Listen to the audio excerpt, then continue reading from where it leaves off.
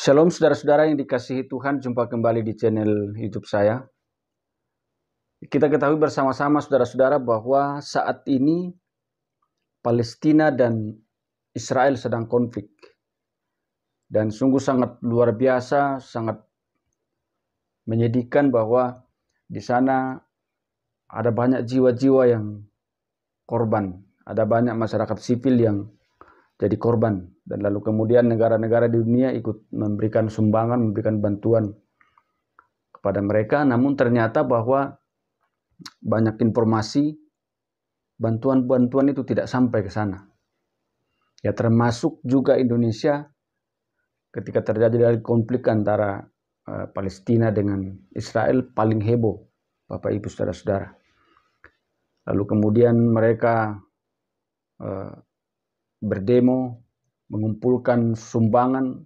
Ya, yang paling lucunya adalah mengumpulkan sumbangan beras. Ya, sedangkan Palestina tidak makan nasi atau beras. Ya, ini menurut informasi dari Pak Bambang Nursena. Ya, dan justru saudara-saudara, sumbangan yang sampai ke sana itu adalah sumbangan dari PGI. Ya, kita saksikan videonya berikut ini.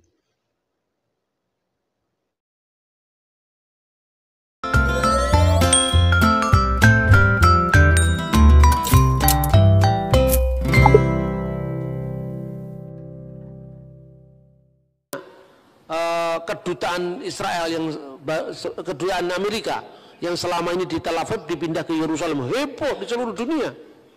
Orang Indonesia ikut heboh mengadakan demo, bahkan sumbangan beras kepada Palestina. Orang Palestina kan nggak makan nasi, berasnya dimakan siapa sekarang? Tapi memang orang Indonesia itu pinter ya. Dia ikut-ikut seolah-olah ngomong Palestina, padahal duitnya nggak ke Palestina. Saya ini ngomong sendiri langsung dalam siaran televisi waktu itu, TVRI sama NDTV waktu itu, sekarang jadi RBTV itu. Saya itu diwawancara di Kedutaan Besar Palestina bersama dengan Duta Besar Palestina waktu itu dan Profesor Komarudin Hidayat. Nah, kemudian di awal dari wawancara itu Pak Dubes itu mengatakan begini, kami tidak pernah menerima bantuan sepeser pun dari orang-orang yang demo itu untuk Palestina. Justru bantuan dari PGI yang kami terima, bantuan dari KWI yang kami terima. Lalu demo-demo untuk Palestina itu kemana itu? Orang Palestina nggak makan beras, berasnya terus kemana? Jangan dijual untuk biaya itu demo berikutnya, itu biaya kampanye partai tertentu, kita tidak tahu. Itu yang terjadi. Makanya begitu mudah kita ini dihasut oleh masalah agama. Pemilu tahun 2006, kemudian Hamas ikut pemilu, Fatah ikut pemilu. Fatahnya kalah dengan Hamas. Faksi Islam garis keras menang. Kenapa kekalahan Fatah? Salah satunya Partai Nasionalis ini korupsi. Ini sejak dulu sama begitu. Makanya kalau Anda ke Partai Nasionalis, hati-hati, jangan mencintai mamon. Ideologinya bagus tapi mentalitasnya rusak. Karena di sana terkenal sekali orang-orang Fatah itu banyak melakukan pungutan-pungutan pada rakyat Palestina. Di tengah-tengah kesulitan seperti itu, maka rakyat Palestina pro kepada asal beda dengan Fatah. Hamas menang telak.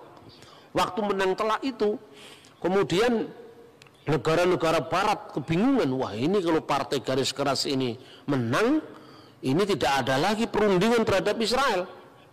Maka kemudian salah satunya bantuan untuk Palestina, yang itu sebenarnya tersalur nggak tahu kemana, untuk bikin merakit bom itu nggak tahu kemana, itu langsung ditarik. Kemudian setelah ditarik diadakan lobbying lagi, waktu Ismail Haniyeh masih menjadi Perdana Menteri, tapi presidennya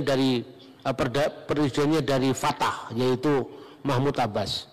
Nah sekarang ini jujur, wilayah Gaza itu wilayah menjadi markasnya Palestina, faksi Hamas. Wilayah West Bank, wilayah jalur tepi barat itu wilayahnya Fatah sampai hari ini.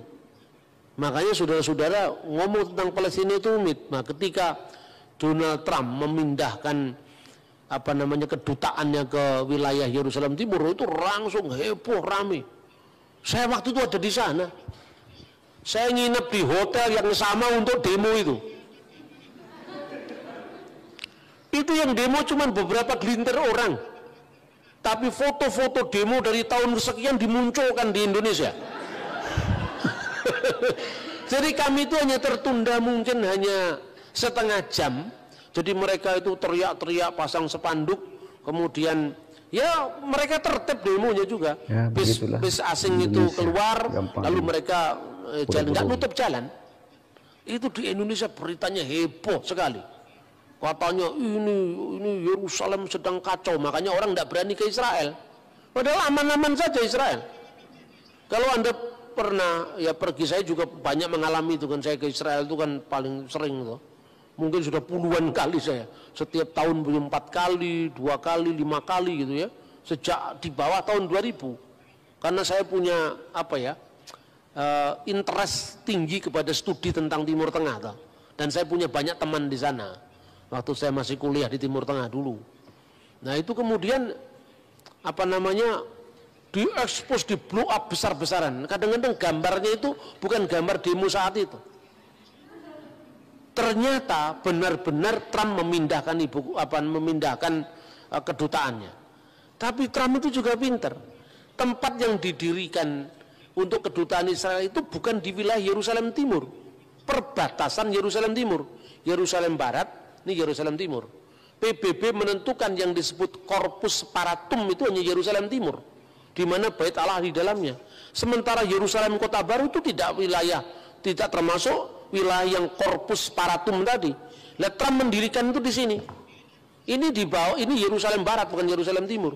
Jadi kalau mereka ngugat rame-rame, ini kan bukan Yerusalem Timur, ini Yerusalem Barat, tapi tetanggaan dikit aja, ya kan?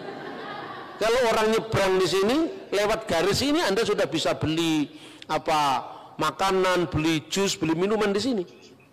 Jadi kira-kira kalau pegawai kedutaannya besar dia mau jajan ya sebelah sini juga. Yerusalem Timur, tapi posisi gedungnya itu tidak di wilayah Yerusalem Timur, tapi di wilayah Yerusalem Barat yang tidak termasuk dalam definisi Corpus Separatum tadi. Nah, tapi Israel memang pinter ya memang. Mereka menggunakan itu. Nah ini loh, Amerika aja sudah masuk. Bagaimana negara lain, Amerika Latin yang lain-lain mulai mindahin satu. Status quo itu menjadi pembenaran internasional terhadap Israel.